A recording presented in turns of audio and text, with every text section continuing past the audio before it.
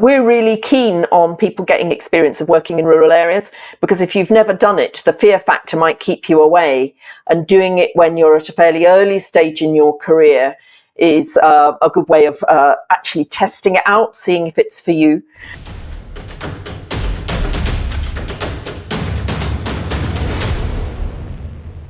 Hello and welcome to the World Extreme Medicine podcast. I'm Dr. Marcus Stevens, and today we're joined by Dr. Kate Dawson. Welcome to the podcast, Kate. Oh, thank you very much. I'm delighted to be here, although a trifle nervous, but anyway, we'll see how it goes. I'm really looking forward to it as well. So Kate is a GP currently working on the Isle of Benbecula in the Outer Hebrides. She trained in Edinburgh before moving to North Uist to begin her GP training. She now works as both the GP and clinical lead for the Uist and Barra Hospital. So over the last year, I've been lucky enough to work in a couple of rural areas in Scotland. And so I'm very excited to hear from someone today who spent a career working in certainly one of the more remote places in the UK, hearing about what that work's been like, and maybe comparing a little bit to some of my GP work. So Kate, thanks again for joining us. And I'd be really keen to hear a little bit about what you've done and what first took you to work in the Outer Hebrides. There's kind of an assumption there that this was planned, but it absolutely was not. So, as you said, I did my undergraduate training in Edinburgh, but I always had slightly itchy feet. So after my junior house jobs, I volunteered with voluntary service overseas and worked in northern Nigeria running a small leprosy unit. And when I came back to the UK, I didn't really know what I wanted to do apart from finish my GP training. And it just so happened there was a vacancy in North Uist to train with one of the outstanding names in general practice, Dr. John MacLeod. And his father had been part of the Highlands and Islands medical scheme in the 1920s. So it was almost like a direct line of evolution from the Highlands and Islands medical scheme to Dr. John to me. And I was one of his last trainees. So I spent a year there, just thinking it was going to be a year. But while I was there, I met my husband and we got married, and I ended up with a job in Benbecula medical practice. And I've been there ever since. And just as an interesting aside, after I'd been in Benbecula for about 20 years, I started to get a bit fidgety, and my children were getting older, and I was wondering what I was going to do next. So I went on an extreme medicine course in Devon, and found out that I was probably as highly qualified as half of the tutors and had done at least as much as them. But it was definitely interesting. And the key focus for me there, my big learning for me there, is the importance of leadership and culture. And it was really interesting meeting the mountain guides. So I took that learning back to Benbecula, and it's been part of my practice ever since. So that's how I ended up here. Fascinating. And that's one of the reasons I wanted to get you on the podcast, was actually, I think lots of our listeners will have, grand dreams of working in all sort of manner of fascinating parts of the world, remote and austere and challenging areas.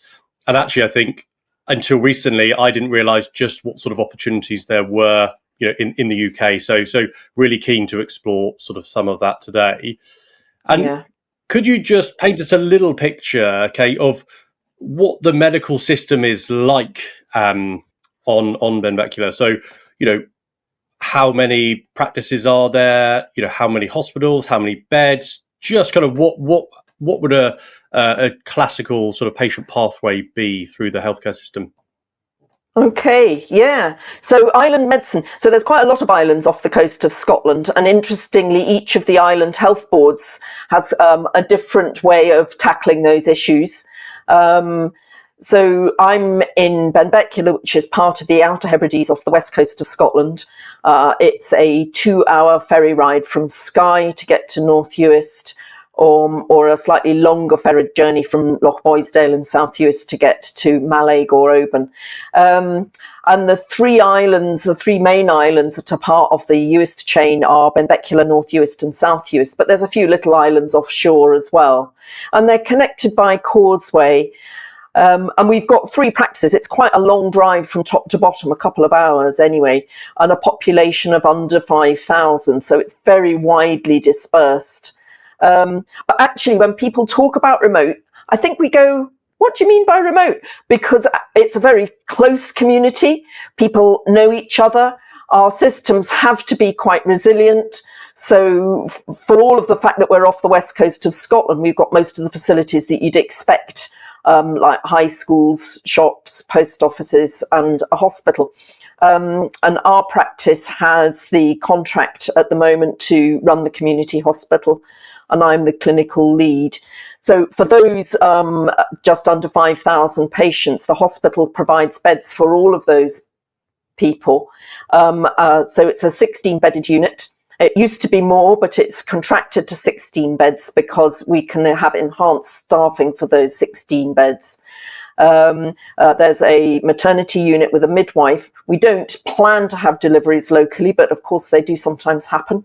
And we've also got a dental suite as part of the hospital in development, an A&E department with X-ray and outpatient clinics, and we get visiting consultants coming to deliver outpatient clinics. And a really good physiotherapy and OT department. So all of the AHP services are based fairly close to the hospital.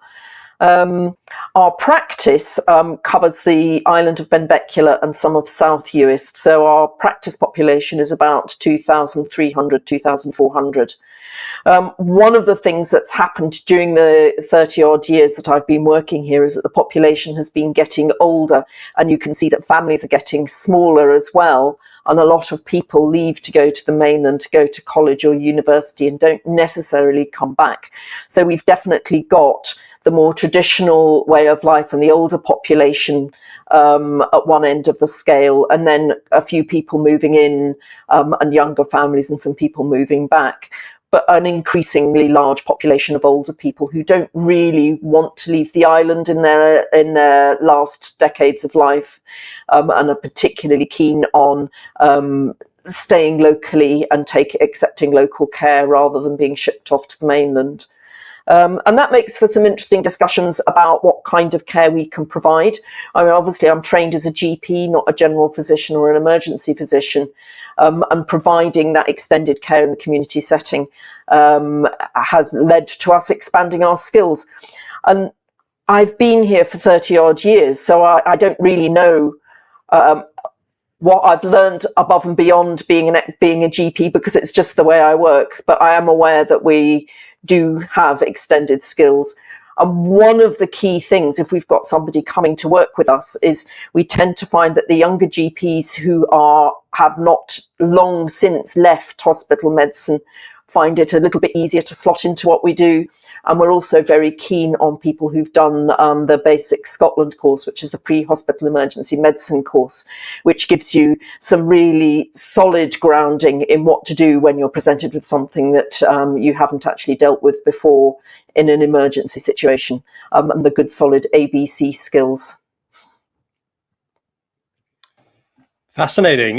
Really interesting to hear about the population evolving like that. I imagine that must bring, significant challenges, and I think we'll come on a bit later on to talk about that kind of preventative medicine and perhaps planning ahead. But you mentioned pre-hospital care, and lots of the listeners will be paramedics or working within the pre-hospital care services. How much of your role is on the roadside perhaps, or outside of the clinic or hospital? Not a huge amount, to be honest. We have got an advanced practitioner paramedic based in our team, and most of our ambulance crews have got a paramedic on board. And we do go to dual responses. I think the thing about the pre-hospital emergency care is that it doesn't happen very often, and it's very challenging keeping our skills up. I mean, we should be going on some kind of refresher course every year, but with only a small pool of GPs, it's a small number of courses, it's very difficult to release everybody every year to go and get their refresher done. So Basic Scotland do something called a passport course. So every year, one of us gets to go on one bit of a refresher. And that might be paediatric, it might be maternity, it might be pre-hospital, it might be traumatic cardiac arrest, the deteriorating patient. All of those little segments are rehearsed regularly. And the other thing that we do is we have very good patient pathways. So, for example, I would say we probably get a major trauma about once every 5 years.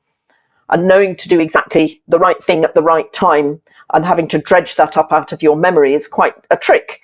And we know that the skills that you learn on basics tend to start to fade away after about 3 months.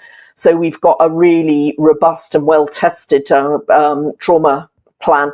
And that arose from us trying to deal with somebody who'd been thrown from a car that had come off the road at speed.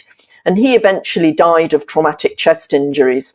But it was very stressful for everyone that was involved. There seemed to be no sort of coordination about who did what and where everything was stored. And while the hospital had all the resources and everybody had been trained, it was stressful. So we wrote the trauma pathway in conjunction with some GPs on the island of Arran, who've got a similar population, and an emergency medicine consultant in North Wales, and came up with our own trauma pathway. And we actually got a chance to test it out a few years later when somebody else came off the road at speed. And as an aside, in rural areas, there's in Canada and Scotland and many other remote and rural places, young men tend to entertain themselves by driving extremely fast on rural roads in the dark. And with mobile phones, it's very easy to work out where the police are and keep everybody up to date. So it was unsurprising, really, that somebody did come off the road at speed. But we ran the pathway and it worked extremely well.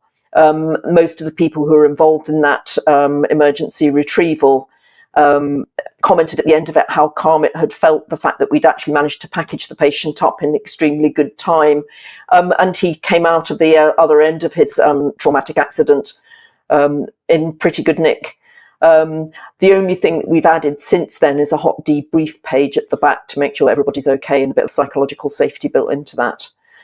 So that's an idea of how often these things happen, where our training kicks in, but also the importance of good leadership skills and having good paperwork. I would add that another really good course that I've been on is the European Trauma course. And I don't know if everybody is familiar with that, but it focuses a lot more on teamwork in trauma and making sure that you use your resources wisely. It's not about individual skills, it's about how you work as a team and how you work as a team leader in difficult situations. So it's a very well recommended course and I really enjoyed doing it. That's fascinating to hear, and what a brilliant outcome from what sounds like two sort of both very difficult cases, but to see that progress some years later through all of that work must have been very rewarding. It was, and since then that pathway has been adapted and adopted elsewhere. So it's now in use in another hospital further north in Stornoway, where all of our secondary care facilities are based. Excellent. That's really interesting. And you mentioned, obviously, I suspect these patients, major trauma patients, are probably well outstripping the resources you have at the local hospital. What would the ceiling of care be there, and what are the options for referral onwards to the mainland for patients, suffering, for example, major trauma? Well, as anybody who's worked in a remote and rural area will understand, is the bulk of our work is the bread and butter stuff. It's exacerbations of COPD, it's children with sore throats or a funny rash. So not all of it is drama and excitement. So for us, our ceiling of care is we're not terribly keen on people who are unwell under the age of 5, because they can get scarily unwell extremely quickly. And what we do for paediatrics is we get most of our support from the Royal Hospital for Children in Glasgow. There is a paediatrician in Stornoway, but if we've got somebody who's sick enough to be shipped off, shipping them off to Glasgow is quite often the place where we would head for. And then for adults, we can provide ward level care. But as soon as somebody requires some kind of high dependency care, we would be talking to the patient and the family about the need to be transferred away. And that's where things like anticipatory care planning or treatment escalation plans, different terminology in different areas, that's where that comes in. So as soon as you get to people who've got very low risk of, low chance of survival, if they particularly want to die on the island and would rather have their ceiling of care as ward level care, then we can do that. So it's flexed a little bit according to what's realistic and what's safe. If somebody is sick enough to be transferred away, our main option for transferring them is by air ambulance. And that's just like ordering a road ambulance, except it's got wings. You phone up, you give the patient details, and they tell you that they're going to phone you back. The aeroplane's in Orkney or it's out of service. It's going to be another 7 hours. They need to do a handover. So that's fairly steady. So you wouldn't use that for somebody who's really critically unwell. One exception would be if you've got something time critical, like a ST elevation MI or a stroke where thrombolysis may be an option. Those come into the slightly more urgent category. For those time critical ones, if the air ambulance is not available, we sometimes get the Coast Guard helicopter coming to pick them up to get them to Stornoway or to Glasgow. Stornoway does our CTs and stroke management using a remote stroke consultant from Aberdeen on a video link. And chest pain patients get airlifted to CCU in Glasgow somewhere. For patients who are really critically unwell, who need to be transferred to a high dependency or an ITU type setting, and we have the option of Scotstar, which is a retrieval service, and they cover neonates, pediatrics and adults. And they send up a crew of usually an anaesthetist or an emergency medicine consultant or a consultant in retrieval medicine, along with usually a retrieval paramedic and possibly somebody else who's maybe in training. They come up and assess the patient. Do they need to be ventilated for the transfer? So, for example, the case that I mentioned earlier, the chap who'd come off the road who survived in good nick, he was retrieved. He'd had a basal skull fracture and was in a sort of a Wookiee type scenario. He was gurgling and waving his arms and legs, but not actually talking. So I think he was certainly not alert. But he also was very difficult to keep still, would have been a real risk in an air ambulance. The cases that are the most challenging are actually psychiatric cases, because you certainly don't want somebody with a severe mental health problem loose in the back of an air ambulance wanting to jump out or mess with the pilot's controls. And so they need to have additional support with them. And that takes quite a lot of time to source that. So we sometimes end up looking after acutely distressed and mentally unwell patients in the community hospital while we work out how to get them sectioned and off to a psychiatric hospital. So those are the most challenging ones. Goodness, what a broad range of pathology, and really taken to extremes. For some of those patients, how much remote advice is there? So, for example, psychiatric patients, who are you calling, and is that advice sort of freely available? Generally speaking, we get really good support from the consultants in the Western Isles Hospital. So if we've got something where we're not entirely sure what we should be doing, somebody maybe with a potassium of 5.8, not super worrisome, but you do need to do something about it, we would tend to get extremely helpful advice from the consultants in Stornoway for medicine, for surgery, for orthopedics, and pediatrics. The psychiatry, unfortunately, and I'm sure this is the true right across the UK, but specifically affects us, we've had a series of locum consultants. And so although we can talk to them, we find that actually getting the patients who are sectioned into a secure unit is really quite tricky. Most of the mainland units will only accept a referral from another health board if the patient has been assessed by a consultant. and it's very difficult to get a patient assessed by a consultant when the consultant's on another island. So that can be quite stressful. In general, if we've got something a little bit more alarming, for example, somebody with which we think's got a cauda equina or a fracture that requires dealt with in Glasgow, we generally find that the more senior consultants are very happy to speak to GPs from the Western Isles. I think there's an understanding that actually, if we refer them a patient, they're properly sick. Occasionally we get a bit of a barrier sort of saying, oh, do we take patients from the Western Isles? Are you sure? Have you phoned the right health board? So we sometimes get that. So we've got a sort of an escalation plan, what to do if we need to transfer a patient off and we're not getting the right answers at the other end.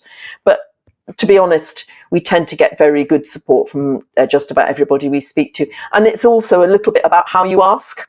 So you make sure that you follow a good standard sort of SBAR type setup. I'm Dr. Dawson, I'm in Benbecula, which is in the Outer Hebrides. I want to talk to you about a really sick patient that we can't keep on the island, and I need some advice. And sometimes posing it as advice, whoever you're speaking to becomes quite engaged in a good outcome. And then they're more likely to say, well, do you know, why don't you just send them to us and we'll sort them out? So it's a little bit about how you frame it. But we do generally get very, very good support. Excellent advice there on how to approach a conversation. I have to say, I've used the may I just ask a question or some advice here when we're referring into hospital, and as you say, it normally goes a little bit better than the I would like to refer someone. Yeah. Excellent. And I mean, you've already touched on some fascinating aspects of island life. I mean, are there bits that you miss? I mean, I suppose you've been there for 30 years, so I mean, been a long time since you've lived elsewhere, but any particular aspects of island life which you really love, or any little bits that you perhaps miss from other places you've lived and worked? Oh, golly. Yes, you're right. I've been here for so long, I don't even know what I miss anymore. I tell you what I find terrifying when I go to the mainland is going into supermarkets, and the amount of choice is just overwhelming. I can't manage. I have to kind of like, after a short spell, I think, oh, that's too much. I'm just going to grab what I need and run. I've still got quite a lot of family in the south of England. And so when I visit them, what the things that I really enjoy are things like trees.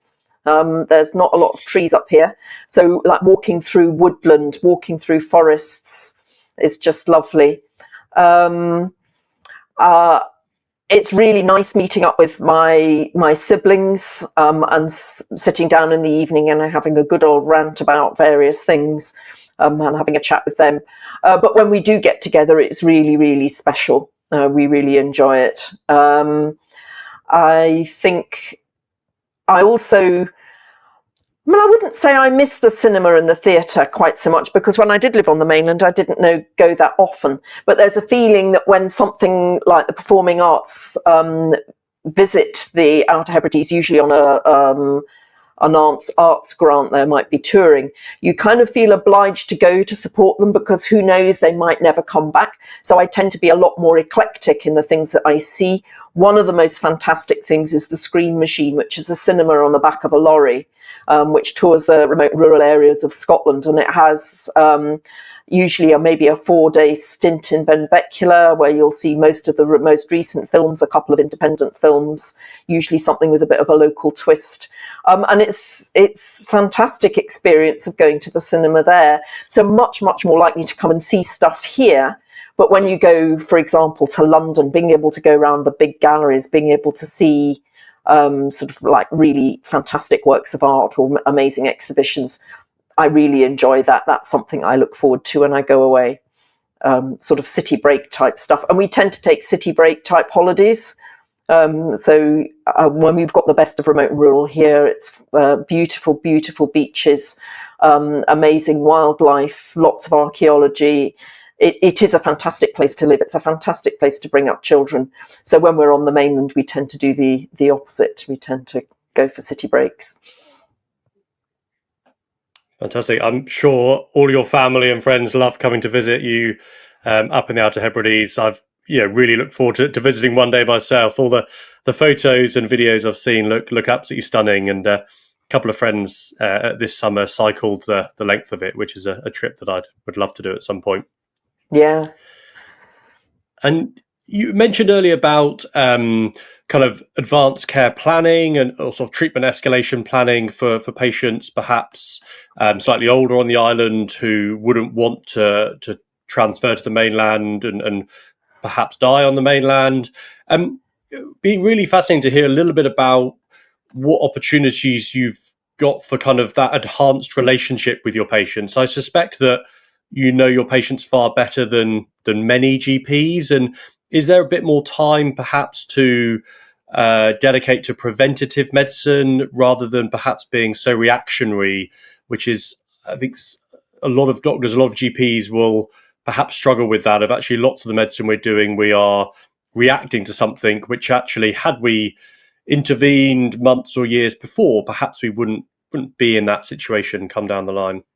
Oh, golly, that's an interesting question. I think things have been hugely disrupted in the last 5 years anyway, and COVID has completely upset quite a lot of the work that we were doing. So one of the best things about working in remote and rural Scotland, in fact, anywhere remote and rural in a small practice, is the relationship with the community in which you work. And so while I'm here, I've looked after people as babies who are now adults. I've got their own children. People that I looked after as young adults are now grandparents. And some of the people that I looked up to when I first moved here are now quite elderly. So there is that real longitudinal care, and that continuity of care is the jewel in the crown of rural general practice. I think, though, that over the last 10 years, we've really struggled to recruit. So we've got fewer partners than we used to have. And so at the same time, the new Scottish contract has added some new members to the team who maybe only work for us 1 day a week, but will take certain types of problems out of our laps. So, for example, most of the pharmacy questions are dealt with by a pharmacist. We've had a first contact physiotherapist for a while. And an increased reliance on advanced nurse practitioners for taking some of the more straightforward work, and leaving the complex sorting out more to the GPs. And that's kind of upsetting the ecology of that continuity of care a little bit. So you tend to see people a little bit more when things have got complicated, rather than having contact with them all the way through and just being their GP. And there's pros and cons to that, obviously. One of the more interesting things that I did a few years ago was we tried setting up a comprehensive geriatric assessment clinic, and we ran it just as a trial run, when we used the Edmonton Frailty Scale to assess patients, as well as a couple of other cognitive assessment tools. And those patients have very definitely benefited from that, who went through that process, because so much was put in proactively before they had become more unwell. And it's something that is in my plan for this year, is to take another look at that work and see how we can fit comprehensive geriatric assessment into primary care. And there's some evidence emerging in other areas in rural Scotland that that's the approach that works really, really well. And it allows you to get that sort of anticipatory care discussion going long before it's needed. It's really tricky to do that when somebody's acutely unwell and you're introducing the idea to relatives at the first off that perhaps transferring their dad or their uncle off the island is maybe not in their best interests, even though they've got a condition that is clearly outside the scope of a community hospital. And those are difficult conversations to have in an emergency. But if you've done that 5 years beforehand, you've got patients who've already had those conversations. One of the things that the Western Isles is also doing is introducing the respect form, which some people will be au fait with, which is a very simple 2 sides of A4 approach to getting the basics of the difficult conversations recorded.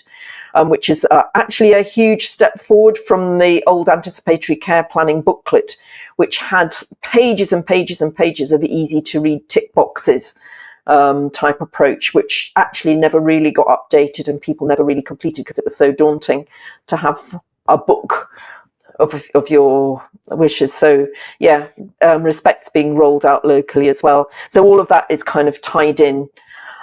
So part of me is thinking, is that not good general practice wherever you are? But in a rural area where you've got really close relationships to your patients, I'm wondering is it slightly easier or is it slightly harder? For me, I think because I know my patients so well, it's like friends. I feel actually admitting to myself as well as talking to the patient about the fact that they're getting older and frailer, I sometimes find quite difficult because I have to acknowledge that relationship has moved on a step, and that how I feel about how that person is coping with their ill health, my thinking about that has to move on a step as well. That's a really interesting insight. I sort of hadn't thought about it that way. I kind of assumed that, knowing your patients better and perhaps having, I don't know whether perhaps a naive assumption that more time with them would make that easier. But I can appreciate that most of the patients I have these very difficult conversations with, I'm probably not going to bump into their son or daughter in the shop or, somewhere, around and actually that would add significant difficulties or certainly make the whole process a lot more difficult. It does make it more challenging, but it also creates deeper relationships with the people that you meet in the shop. And so while you might not be stopping to talk to them about their uncle opposite the bananas, or while you're buying your biscuits or whatever, when you acknowledge people in the shop, there's an understanding that you've had these meaningful conversations. Yeah, real depth of relationship there. Yeah, fascinating. And you mentioned already various changes over past few years and decades on the island and remote and rural healthcare provision. Are there any major other kind of changes you've seen over the time you've been there in the way you've practiced or others on the island have practiced?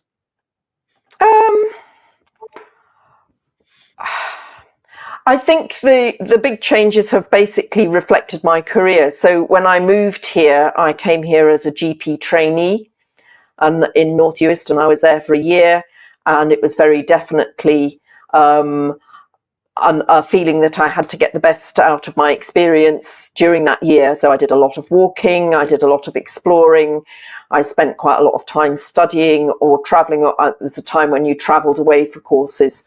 Spent quite a lot of time traveling away to get different bits of experience. But when I ended up staying here, I was very much the junior in the practice. There was 2 established partners, and I was taken on the retainer scheme, which was 2 sessions a week. And the focus was very much on my young family. And then when they got to the point where I could leave them with a childminder, my husband gave up his job. He was a self-employed chimney sweep.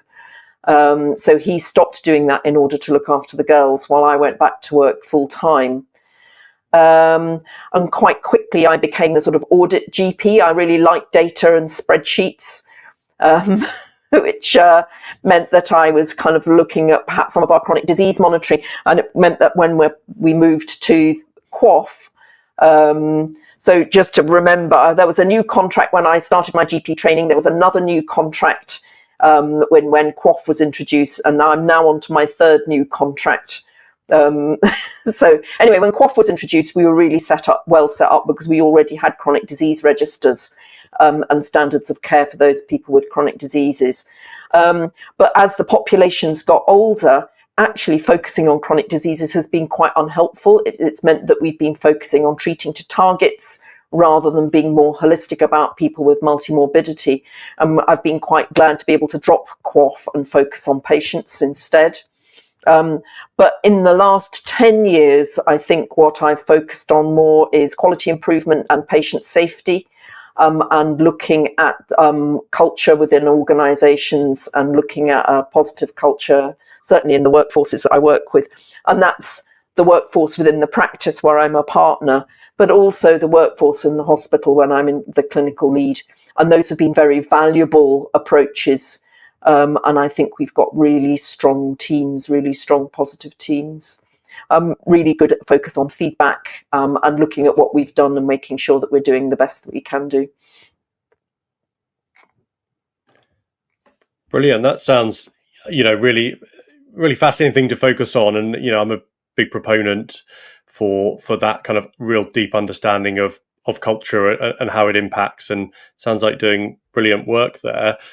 Just as an aside, what's your split, yourself or sort of other partners at the Benbecula practice, between your GP work and work in the hospital? How is the hospital run? Is there a weekly GP lead, or do you do a daily ward round, or just kind of how does that work?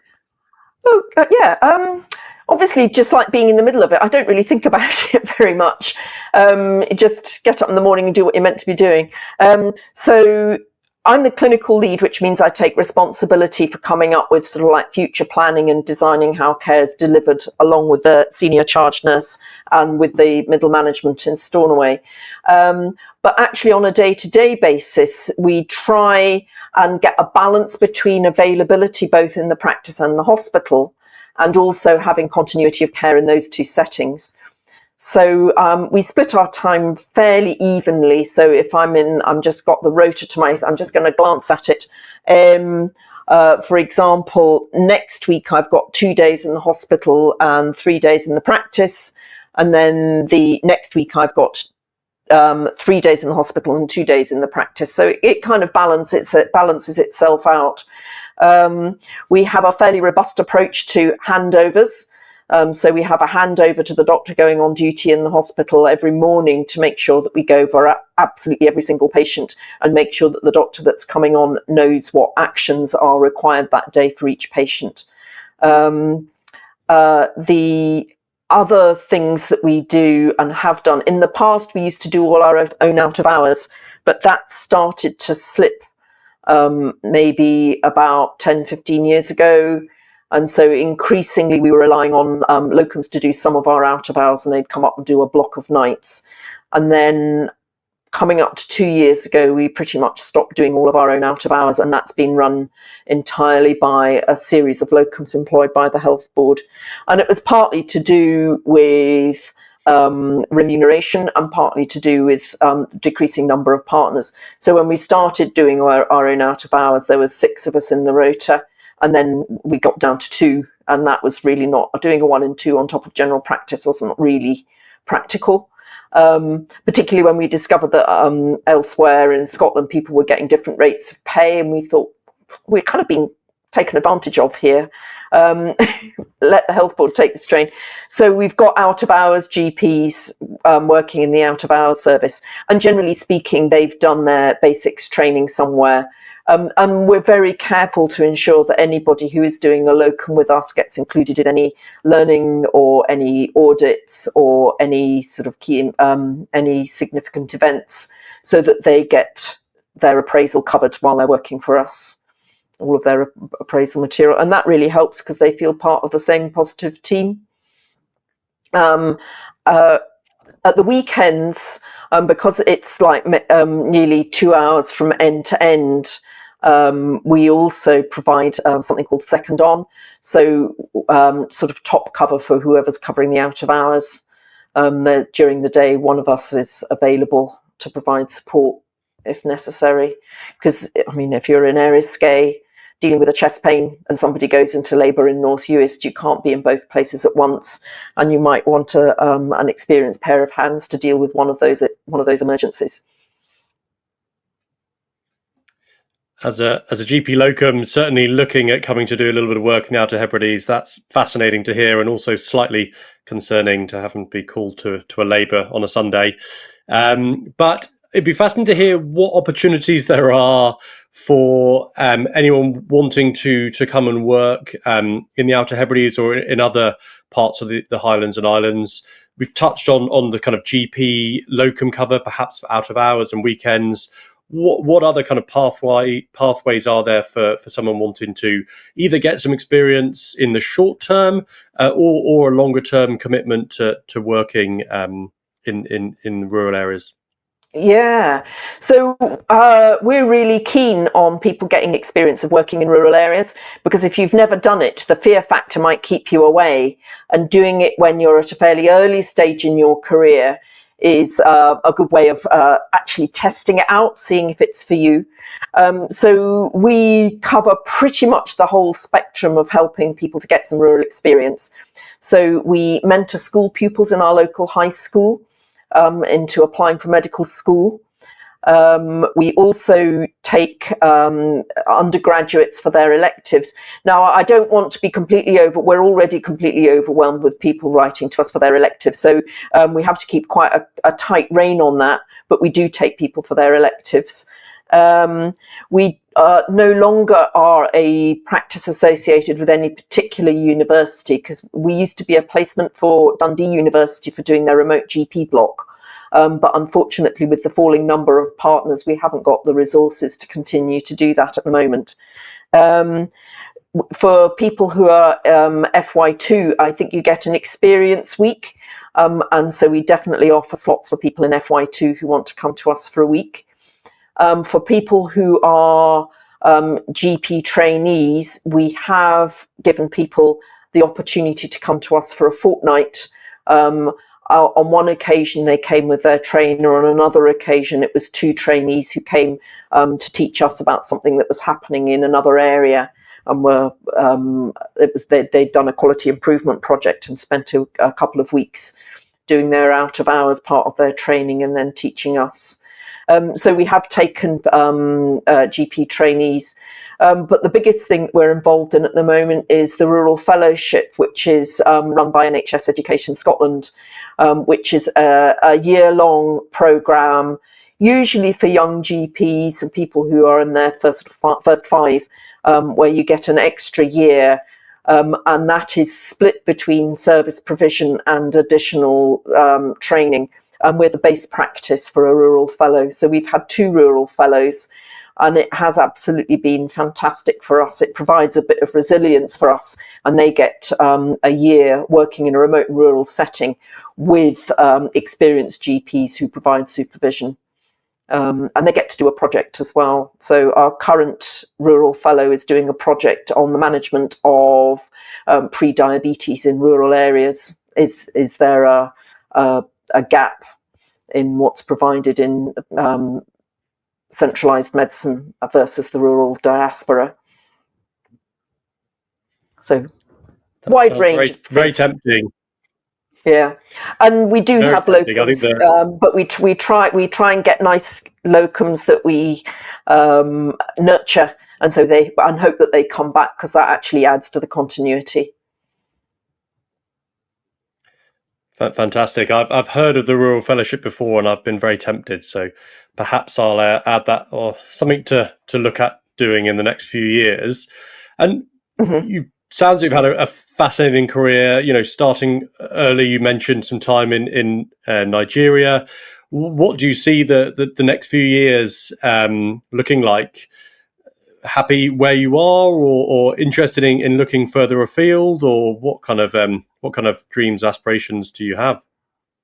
Well, interesting times in general practice in the UK, and particularly in Scotland.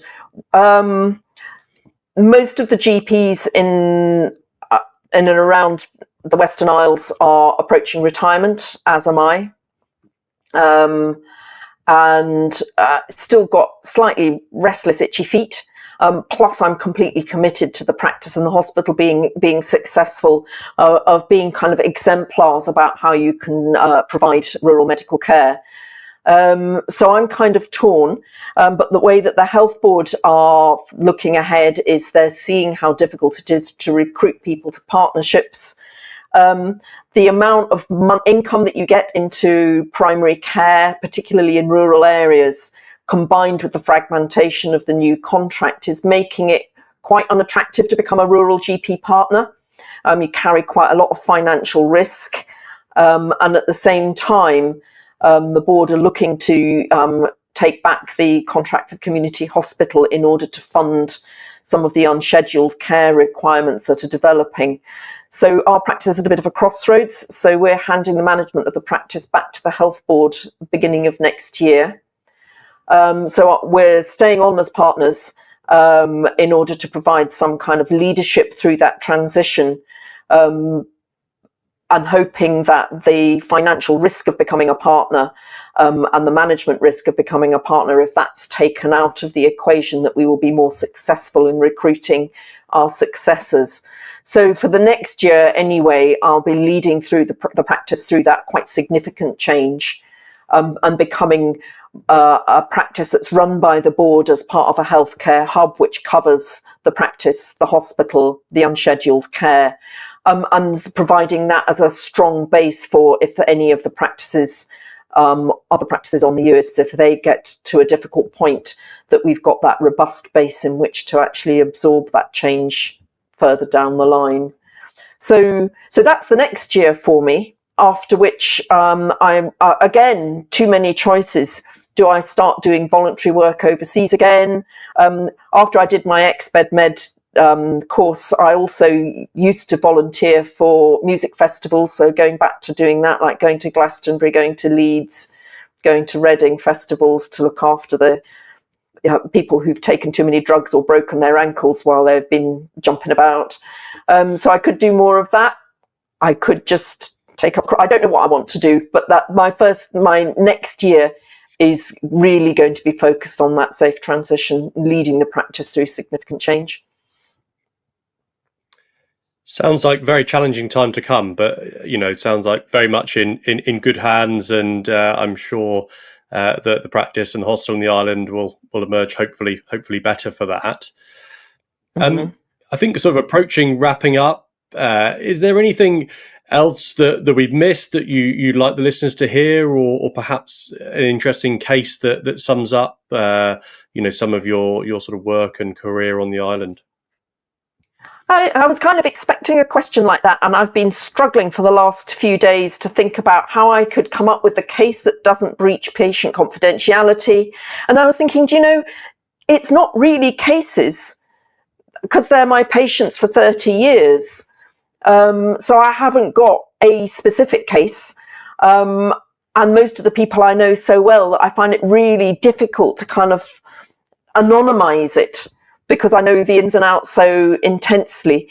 I think about perhaps people who live nearby, where I've looked after their parents through significant illness, and then they've come back to me as adults themselves, dealing with their health problems, looking at their children who are at school with my children who've moved away but have then come back and have got children of their own. That's the story about working in remote and rural general practice, doing the house calls on the elderly granny as she becomes more unwell, but then supporting her children through that grief, and then supporting them through their own illnesses. And at the same time being able to celebrate with them their children getting married, and be going along to those weddings, and then meeting them out and about in the community with the next generation in the pushchair. So yes, it's that longitudinal experience of healthcare that I hope other people will have the opportunity to experience. And if we've got a good system, there's every chance that will continue. I think that's far better than any particular case, and actually really striking insight to realize that, what I see as a case, or, the way we learn is sort of, actually you can't pull out that, each person you've seen, each contact is, one point on that journey, like you say, all the way through from birth or when you first met them. And that's not something I've ever really thought about before, that, you've had a journey with all of your patients, even if, for 10 minutes or half an hour, they've been a particular case, it slots into that journey. And I think actually that's a really striking way to think about a career. For most of us, it is, for me anyway, as a locum GP, it's a collection of cases. I see maybe 25 or 30 cases a day. And yes, I enjoy having that continuity, but it's certainly limited. So I think a really appealing way to practice, and a real sort of opportunity in rural and remote things to experience it. I've actually just thought of a couple of other different things that I don't know how they would slot in. While I've been here, I've worked as a hospital practitioner in dermatology, so like a GP with a special interest. And that is very much a contrast to working in the general practice end of things where absolutely anything can walk in through the door. So doing dermatology has been an attempt to provide a service locally so people don't have to wait particularly long and haven't needed to travel away to get diagnoses. That's changed during the time that I've done it, in that store and send technology has got better, and a real emphasis on that through COVID. That you can take a photograph of something and send it to somebody and ask for an opinion. But that's been quite interesting, sitting in a consulting room and every single person that you come to see has got a skin problem. And it's an interesting balance between using your GP skills for engaging people and teasing out, like a little bit about their lifestyle and who they are and how that impacts on their skin condition, and actually also using that understanding to help with things like concordance with treatment. So I do like using my GP skills in the dermatology clinic, and that is a little bit more case-based. And I think one of the other differences about working in a really remote and rural area is not only having those extended skills, perhaps in an area which you might be interested in, is also that uneasy interface between primary and secondary care, which I think sometimes can be a bit of a battleground. And I know that on the mainland, you see rural practices increasingly pushing back against being asked to do blood tests for secondary care. Whereas, like if I've got a patient with, say, a prostate cancer that needs a PSA done every 6 months under some kind of surveillance scheme, I'm not going to send them to Inverness to get that blood test done when there's only a flight on a Tuesday and a Thursday. So to get the blood test done on a Wednesday, they're away from home two nights. So it doesn't make sense. So we do take on quite a lot of that interface testing. There's still some discussion between primary and secondary care as to who's responsible for looking at those results, and it's something that as a cluster we're working on.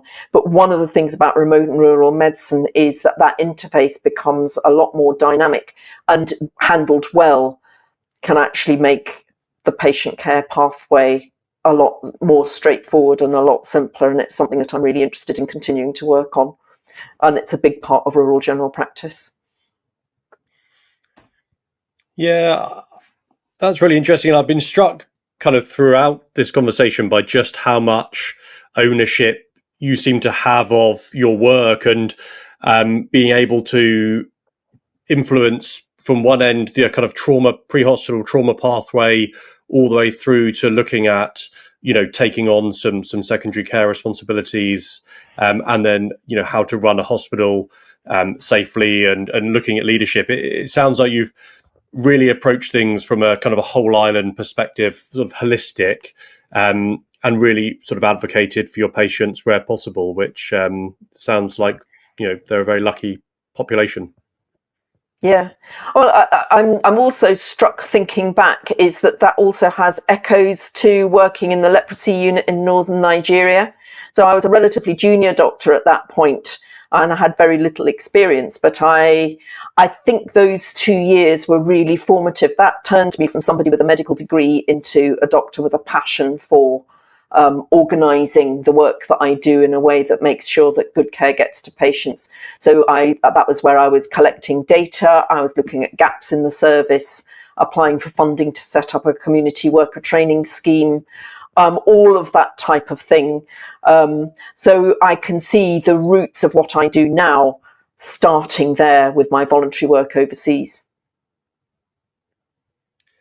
Fantastic. What an amazing career. And I really look forward to perhaps meeting one day, Kate, if I come and do a little bit of locum work in the Outer Hebrides. And in the meantime, thank you so much for joining us and telling us all about what sounds like a really, really rewarding and fascinating career. Thank you very much. It's been very enjoyable. Thanks for listening to the episode. please feel free to rate, review, and subscribe on whichever platform you're listening to.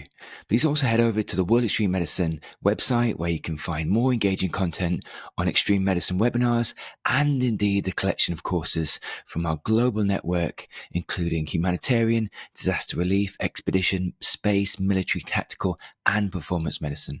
Thanks again.